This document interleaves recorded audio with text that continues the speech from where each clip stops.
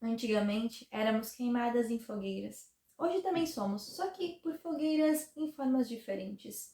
A indicação de leitura de hoje nos mostra que estamos longe de escaparmos dessa triste realidade. Olá, eu sou Bárbara Seibel, escritora, fundadora do Leprequê e uma leitora apaixonada por temas místicos, como é o caso desse enredo. Então, se você se interessa por temas profundos e comoventes, por tramas que resgatam a importância da ancestralidade, você precisa conhecer essa história.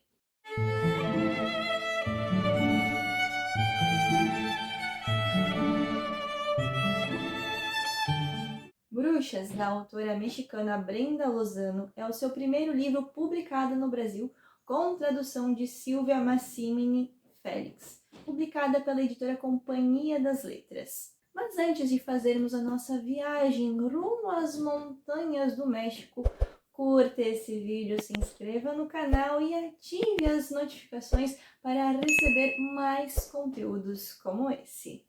Agora sim, vamos conhecer essa história. O enredo nos apresenta duas personagens marcantes, Zoe e Feliciana, mas inicia com a morte de Paloma, que antes era chamada de Gaspar.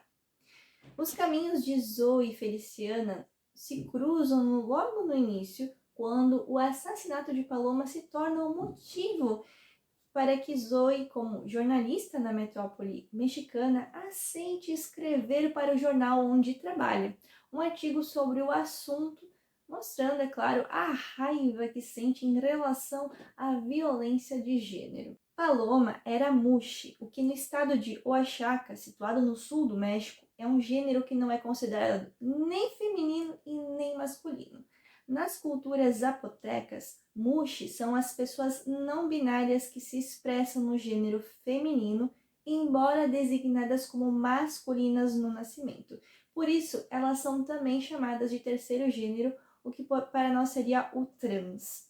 Embora Paloma ajudasse o pai de Feliciana nas veladas, e as veladas são vigílias de cura feitas pelos xamãs nos rituais dos mazatecas, ela sentia que queria passar tempo com os homens para se satisfazer sexualmente.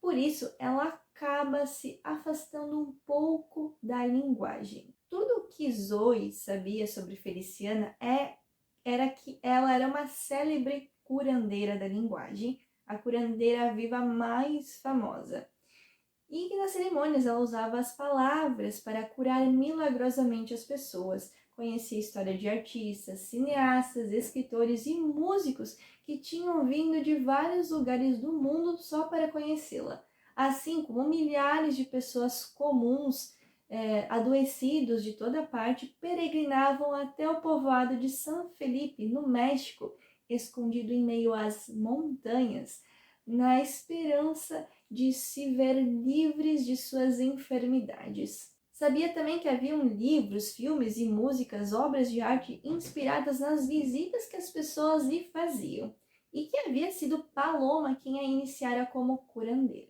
Feliciana inicialmente sofre um tipo de preconceito por ser a primeira mulher curandeira em uma tradição de curandeiros homens, e que ela só consegue realizar as curas e se entregar de fato ao poder da linguagem depois que ela se torna viúva. E tem toda uma história que ela relata que aconteceu assim na vida dela particular, que eu não vou dar spoiler aqui, porque eu já dei muito spoiler, e que vale a pena conhecer, porque a trajetória da Feliciana é realmente incrível e emocionante conhecer o ser humano por trás dessa curandeira.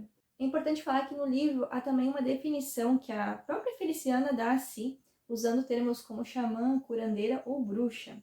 Ela explica que existe uma diferença entre ser curandeira e ser xamã, pois uma curandeira cura as pessoas com suas misturas e suas ervas da mesma forma que uma xamã. Porém, a xamã pode curar coisas que não são do corpo, mas de suas águas profundas, aquilo que as pessoas viveram no passado, ou seja, ela vai muito além nas emoções. Embora a Zoe se mostre muito cética em relação a todo o contexto apresentado por Feliciana, ela precisava admitir que nunca havia entendido a poderosa intuição de sua mãe. Então, diante das duas realidades completamente diferentes, suas narrativas se mostram semelhantes através de seus depoimentos de medo, anseios, violências e afetos, e descobrem que elas têm muito mais em comum do que imaginam.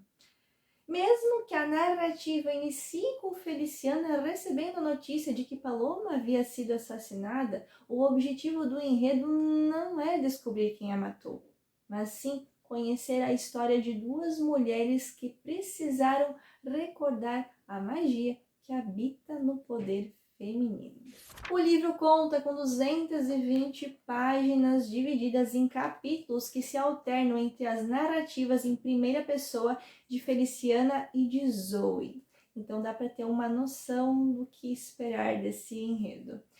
Bruxas, de Brenda Lozano, está longe de ser um livro trágico. Ele fala sobre cura, uma cura que pode vir de inúmeras formas, a começar pelo conhecimento acerca de si mesmo, em confiar no misterioso poder da intuição, na sensibilidade humana, em honrar os nossos ancestrais.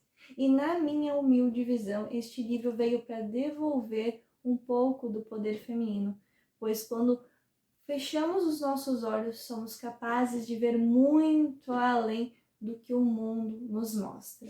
E é importante falar que esse não é um livro para todo mundo.